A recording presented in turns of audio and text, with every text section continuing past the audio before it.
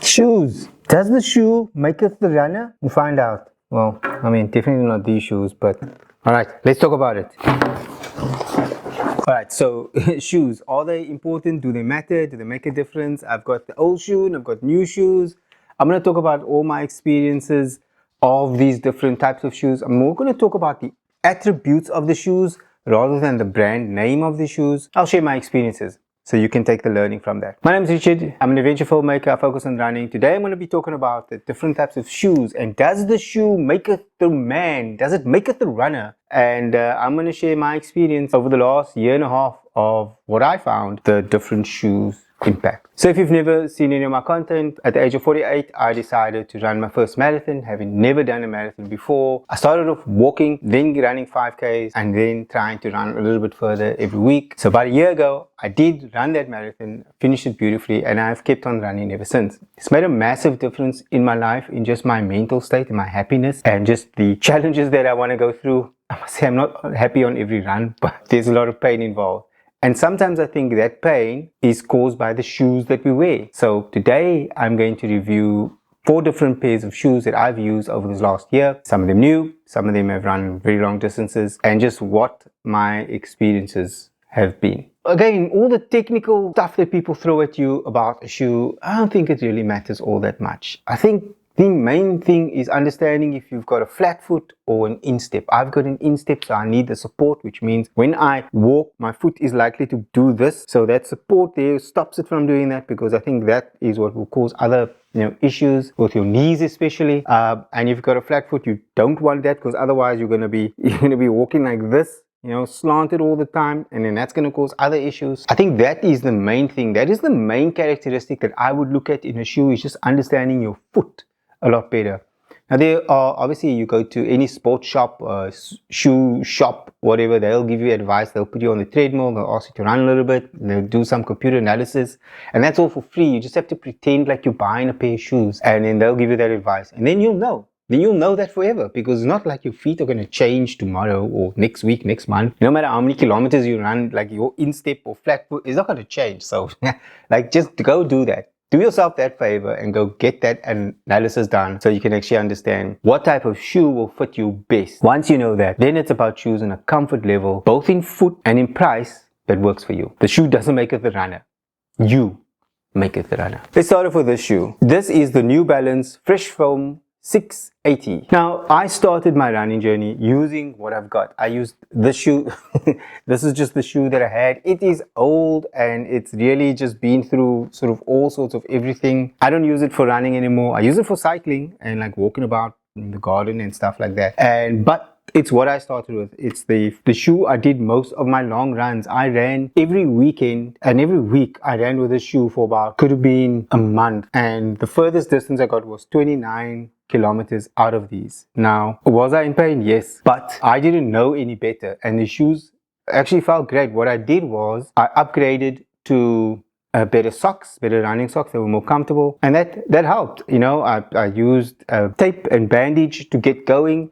And so I didn't actually need to buy new shoes in those first couple of weeks. I mean, really in the beginning of January when I started walking, up until I think it was April or late April when I got new shoes. These shoes work fine for all of those months, taking lots and lots of walk, and then eventually starting to do small runs, and then deciding to run a marathon, doing 18 kilometers and then up to 29 kilometers.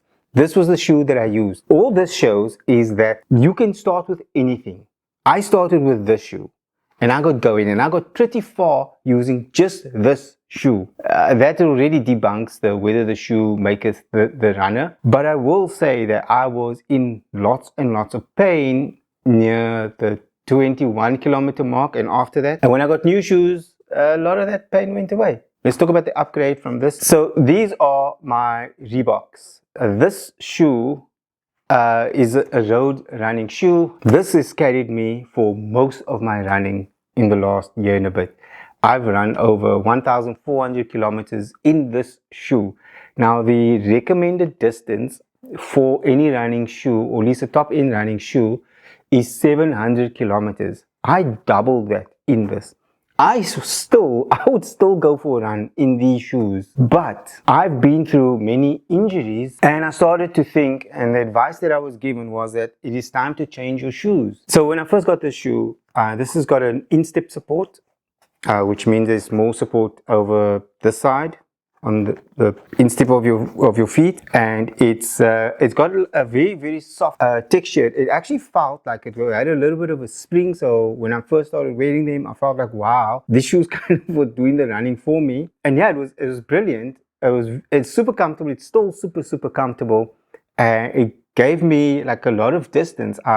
It was a bit of a different feel for me. I mean, I'm not used to Reebok, and I don't actually know anybody who uses Reebok as a running shoe. So I was very surprised just how comfortable these shoes were. They did look a bit weird with the way this didn't sort of go over your feet. It was more of a gap. That was just a look. The actual shoe itself was extremely comfortable and really lightweight, might I add. And I've used this for tons of road running, and I've even used this for trail running because I'm an idiot, and I only had this one pair of shoes. This, I would recommend this shoe. This is great. It's a lot more expensive than something that I would normally buy, but it is, if you've got the budget for that, then get yourself a pair of these Reeboks.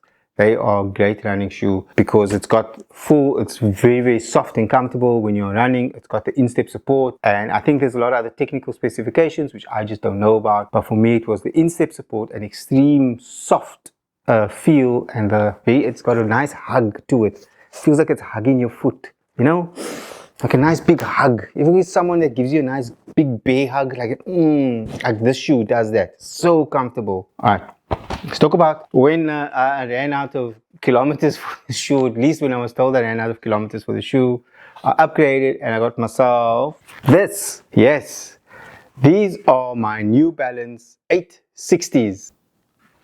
Alright, so these are my new shoes. This also has an instep support. It's a little bit narrower, but slightly longer.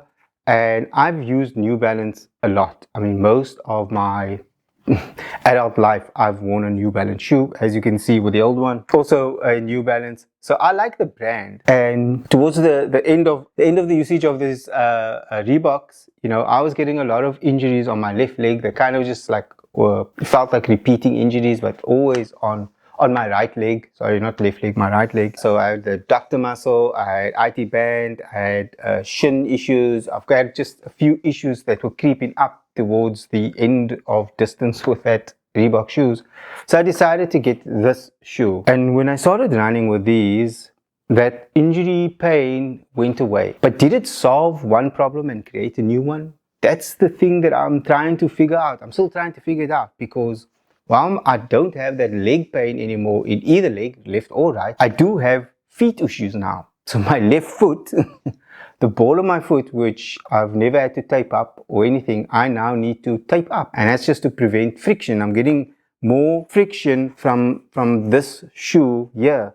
And I don't know why. I've tried to compare these two designs, you know, to see if there's any significant difference between them, and I don't see too much of it. You know, I think the Reebok curves a little bit more on the material itself, whereas the New Balance here is a lot more straight as it comes to the toe. So it straightens out here, whereas this kind of the Reeboks kind of allows the curve to continue to flow, and the higher laces, I don't know what you call this stuff where the laces are loops or whatever it is, that kind of is a bit higher than the New Balance, and I think so the New Balance is folding over, and that might be what's causing a little bit more friction on the ball of my foot. Now I've got funny feet, I'm sure you do too, because hey, we runners.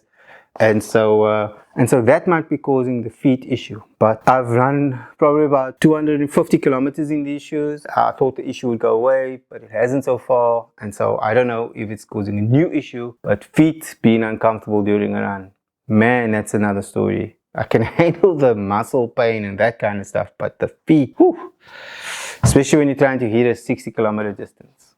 Okay, so I've got one more pair of shoes to talk about. This pair is a little bit embarrassing, I must admit, but these are also a pair of Reebok. I think the embarrassing thing about this shoe is I've had this for like a year. When I first tried it on, I thought they were too big for me. I mean, they felt big, but silly me, I didn't try them on with my running socks. And the moment I did that, like a year later, they actually fit perfectly. This is a trail shoe. I've used this on the road because I run from my home and then I run towards like the trails, which sometimes like 10 kilometers away, you know, sometimes a little bit more. And I've done trail running with this. These are super duper comfortable, but I also think they are super duper expensive. So the shoe is really comfortable, so much so that I am thinking of like using this shoe rather than this shoe and going on my long runs. Problem is that this is a trail shoe. I don't really know the difference between a trail shoe and a running shoe or a road shoe. Do you know the difference? I think this has just got more grip, you know, in the sole, a lot more grip. Whereas this is a bit more so kind of flat. So if you see the two side by side, yeah, but I don't actually know technically if there's anything. I mean, it's a shoe, right? What's so technical about anyway? So my final thoughts on the shoes. Does the shoe maketh the runner? No, I don't think the shoe maketh the runner. I don't think that the shoe impacts your mental state of actually wanting to go out there. Now, do the right tools make the job easier? Yes, of course. So getting a good pair of shoes will make it easier to go on runs, but it's not going to help you mentally work through those tough elements when you want to give up, when your mind tells you that you've had enough. Those things are not about the shoe. That's about the heart inside of you, right? If you're looking for heart inspiration, why not check out some of my other videos? If you're not yet a subscriber, won't you please consider subscribing? It costs you nothing, and for me, it would mean the world. And if this video was funny or you found it useful of some sort, then I'd appreciate you hitting that like button. Right, for more of this wacky stories and my journey, go and check out my channel page. It's Richard Talk. And until next week, happy running.